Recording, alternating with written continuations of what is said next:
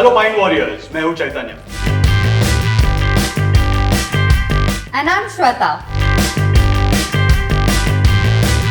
And here we are with another intriguing episode of Mind Benders.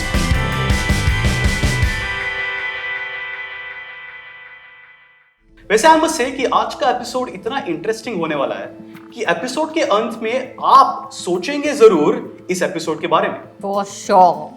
वैसे Shweta, have you ever heard the saying, more is unknown than is known?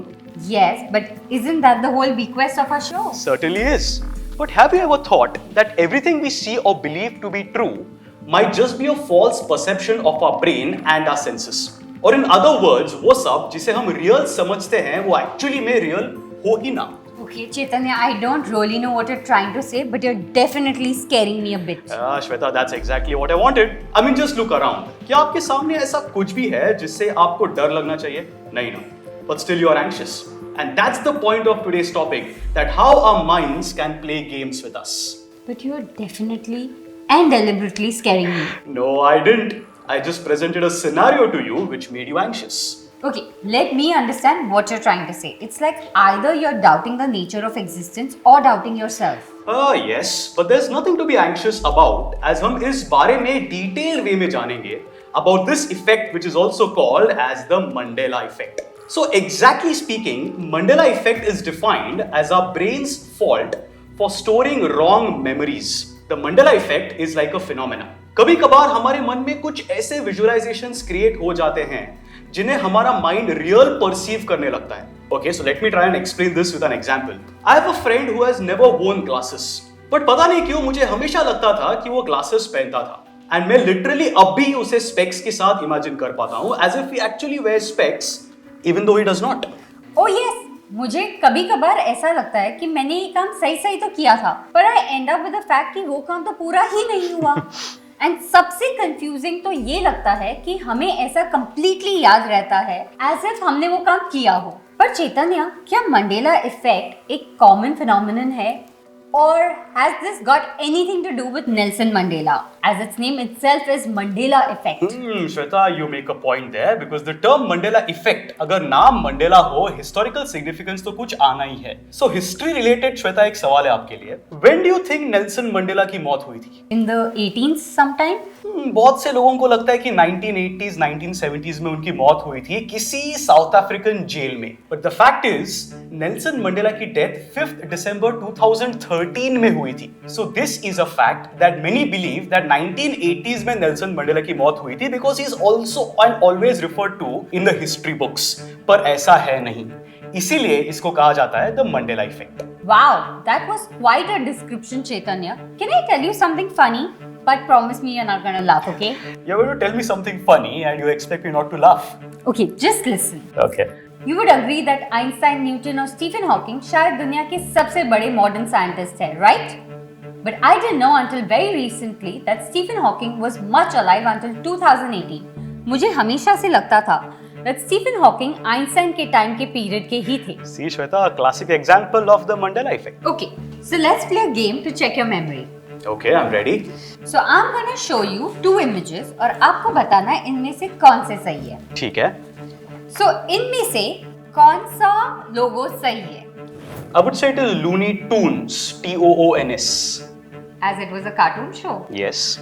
It's Looney Tunes, like as in the music. But just like you, बहुत लोग इस show को Looney Tunes के नाम से जानते थे।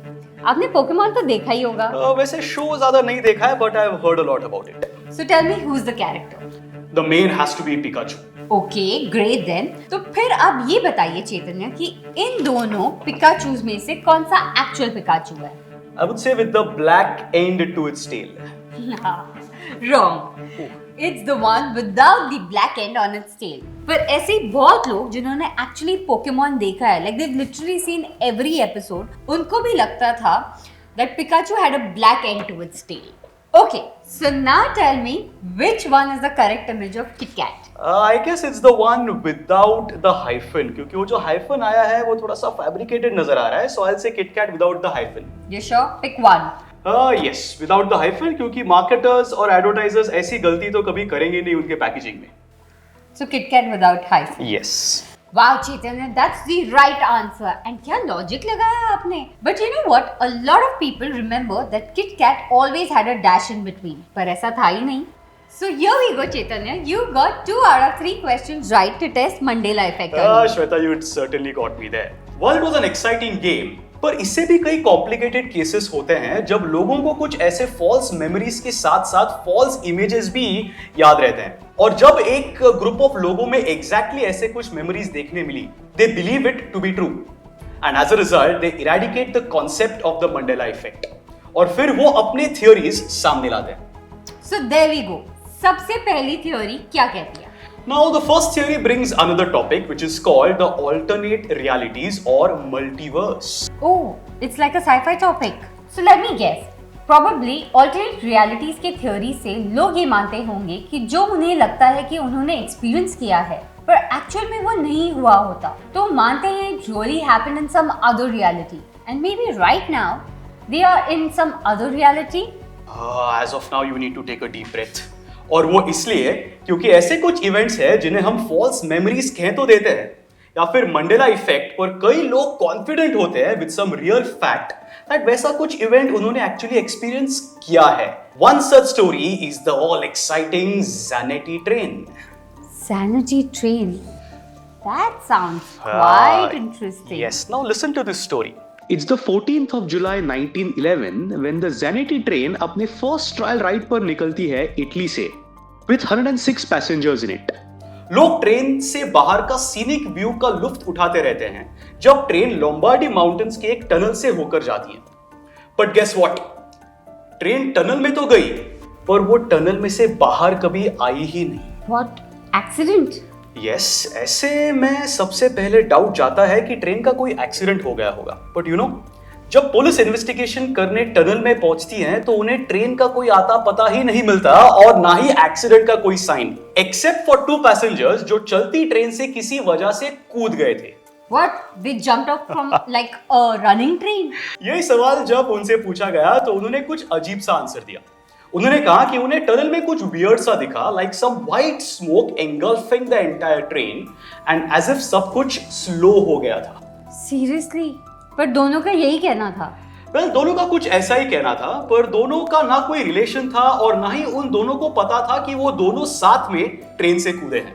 So story इसी मिस्ट्री के साथ एंड होती है कि वो ट्रेन एक्चुअली गई कहाँ? No, the story does not end there, Shweta. कहानी अब भी बाकी है. 1840s में मेक्सिको में एग्जैक्टली 104 लोग मिलते हैं जिनका कहना था वो ज़नेटी ट्रेन से इटली से आए हैं. Wait.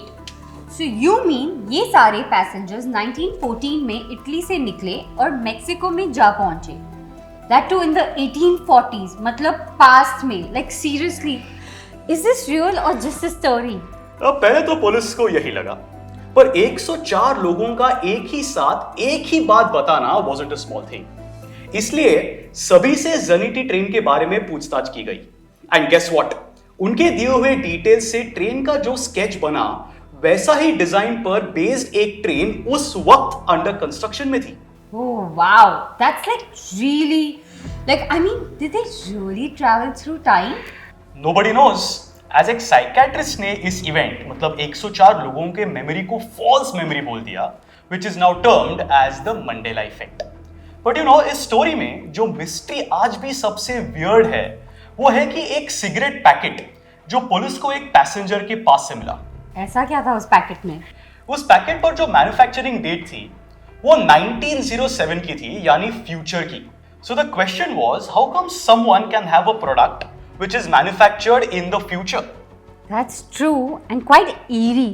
But even if यहाँ हम time travel की बात करें या consider करें, then how is that possible? See, Shweta, theoretically it is possible with the help of Einstein's relativity theory. Train electricity से चलती है, जिससे ट्रेन की अपनी एक मैग्नेटिक फील्ड बन जाती है. एज मूविंग इलेक्ट्रिसिटी से मैग्नेटिक फील्ड क्रिएट होता है, जिसे इलेक्ट्रोमैग्नेटिज्म भी कहते हैं. इसके अलावा अर्थ का अपना एक मैग्नेटिक फील्ड होता है. थियोरेटिकली अगर इन दोनों फील्ड्स में कोई एनोमली क्रिएट हो, देन स्पेस टाइम में क्रैक्स बन हो सकते हैं, which opens the door to other realities. You're not making this up, right? Absolutely not. This is explained by the great Albert Einstein himself. Okay, then it means it's possible. But क्या ऐसा कुछ ज़ैनिटी train के साथ हुआ? We can't say that. Yes, we cannot. I guess वो इसीलिए because may be हम उस लेवल का साइंस अब तक नहीं डिकोड कर पाए and with the science that we know now हम यही कह सकते हैं कि प्रॉब्ली ये मंडेला इफेक्ट का एक एग्जाम्पल था जो कि हमें ब्रेन एंड मेमोरी पर सवाल उठाता है। You're absolutely right, Shweta. हम अपने ब्रेन के मिस्टेक्स काफी इजीली समझ सकते हैं। Just try to track your own emotions. Psychologist हमें ये बेटर समझाते हैं। Let it be any emotion. It's always the result of an underlying thought. Shweta, just imagine आप एक कहीं वेकेशन पे जा रहे हो। So even before you reach the vacation spot, you still have reached there. यही तो कमाल होता है हमारे ब्रेन का। मेरा कहने का मतलब है, इस सिचुएशन में आप फ्यूचर के बारे में सोचकर खुश होते हैं, जब एक्चुअली वो रियल में हुआ भी नहीं होता।